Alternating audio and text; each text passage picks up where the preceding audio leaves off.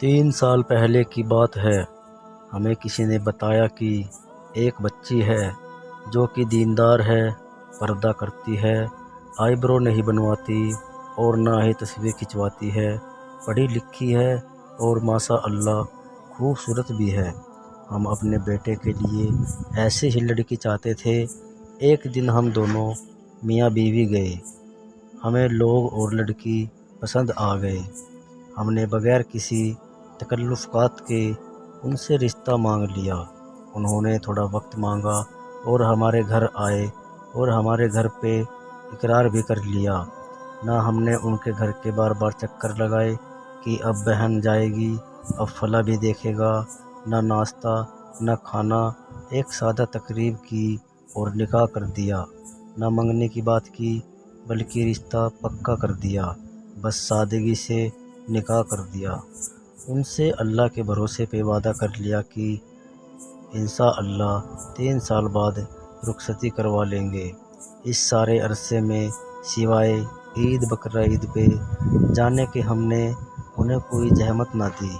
پھر ان سے کہا کہ ہم بارات نہیں کرنا چاہتے، نہ کسی قسم کا کوئی سامان، یعنی دہیج کے نام پہ ایک تکیہ بھی نہیں لیں گے۔ وہ بہت ہی معقول لوگ ہیں۔ بچے بھی ماشاء اللہ تعاون کرتی رہی۔ اللہ پاک کا شکر ہے کہ انہوں نے ہماری بات مان لی۔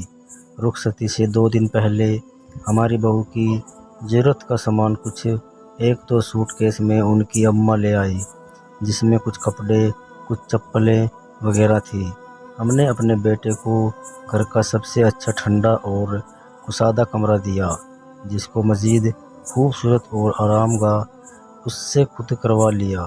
فرنیچر خریدا اور چھوٹی سے چھوٹی اور بڑی سے بڑی ہر چیز کا خیال رکھا گیا۔ رخصتی سے پہلے نہ تو کسی قسم کا ناچ گانا ہوا اور کسی بھی قسم کی کوئی رسومات ہوئی۔